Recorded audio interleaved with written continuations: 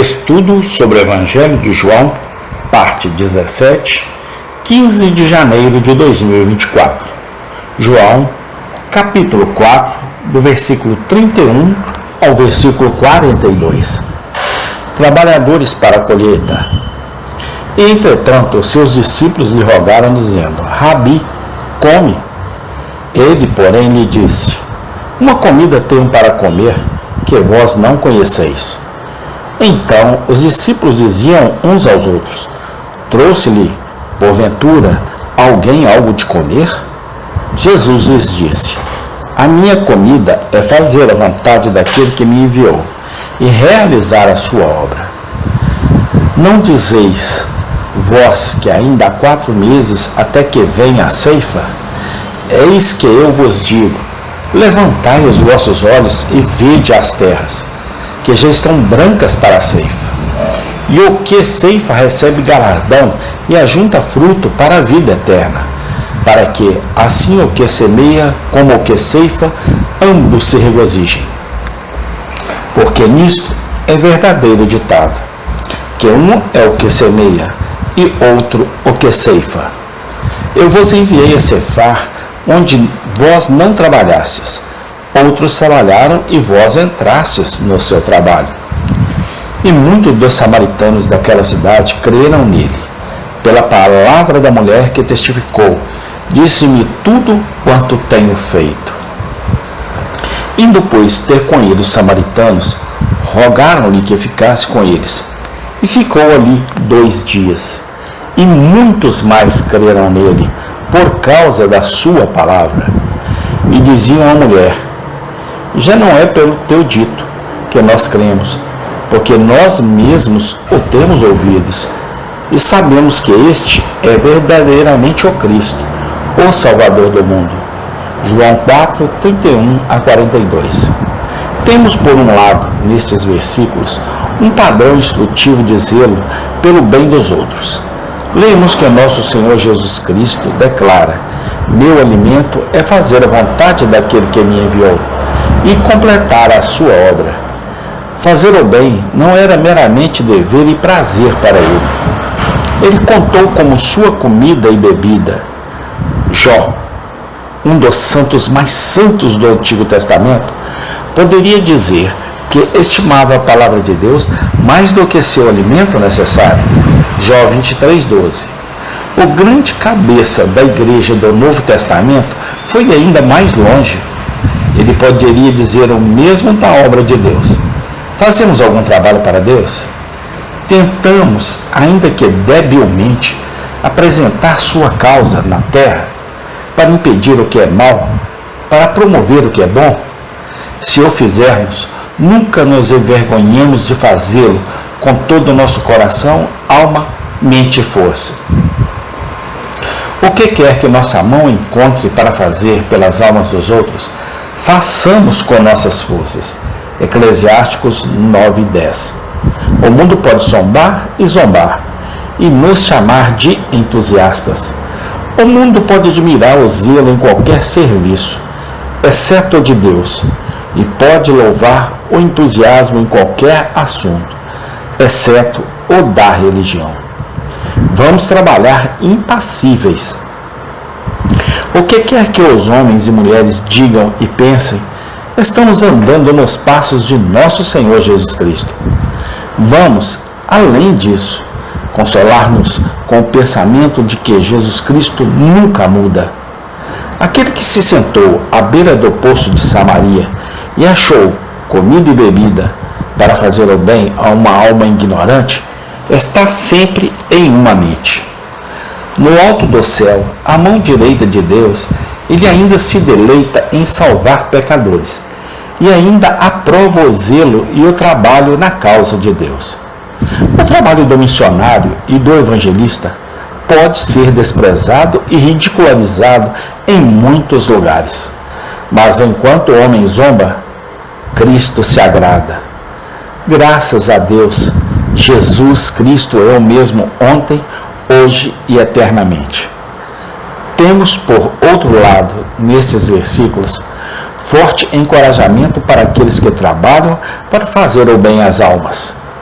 Lemos que nosso Senhor descreveu o mundo como um campo branco para a colheita, e então disse aos seus discípulos: aquele que ceifa recebe salário e ajunta fruto para a vida eterna.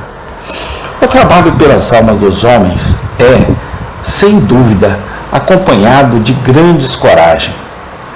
O coração do homem natural é muito duro e incrédulo. A cegueira de homens e mulheres não salvos para a sua própria condição perdida é perigo de ruína, é algo além da descrição. A mente carnal é inimizade contra Deus. Romanos 8:7.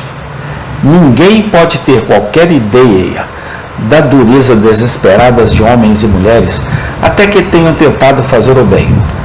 Ninguém pode ter qualquer concepção do pequeno número daqueles que se arrependem e creem, até que tenham pessoalmente se esforçado para salvar alguns.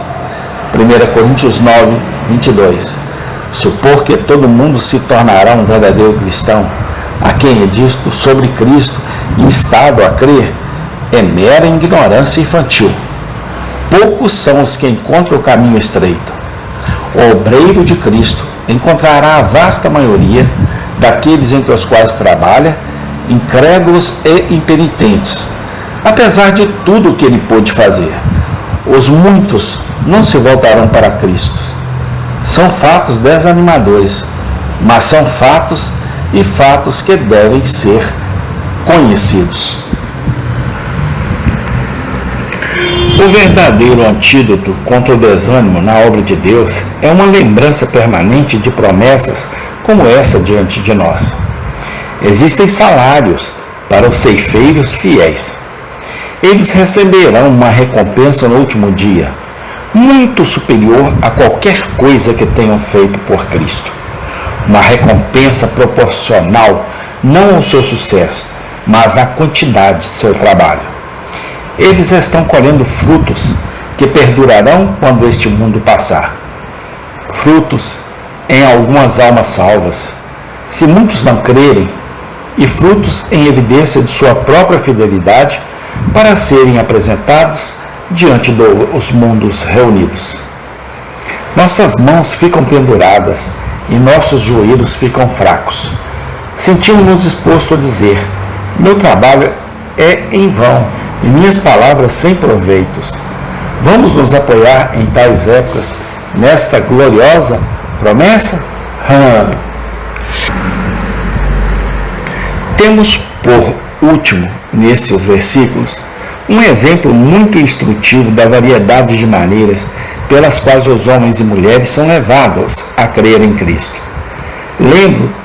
Lemos que muitos dos samaritanos creram em Cristo por causa da palavra da mulher, mas isto não é tudo.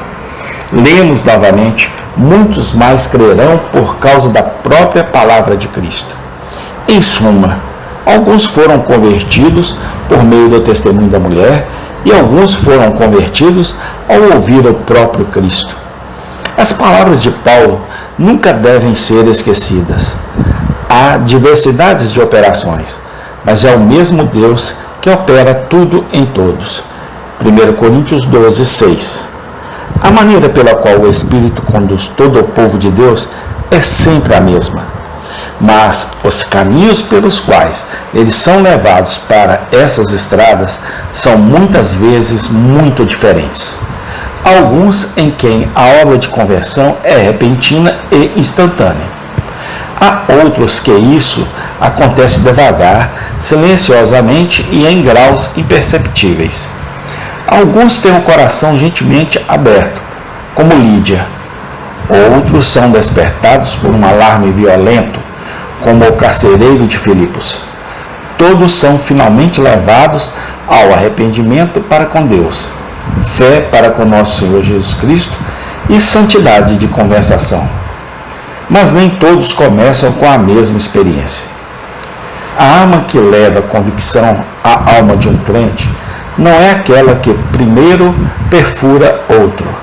As flechas do Espírito Santo são todas tiradas da mesma aljava, mas ele usa às vezes um e às vezes outro, de acordo com sua própria vontade soberana.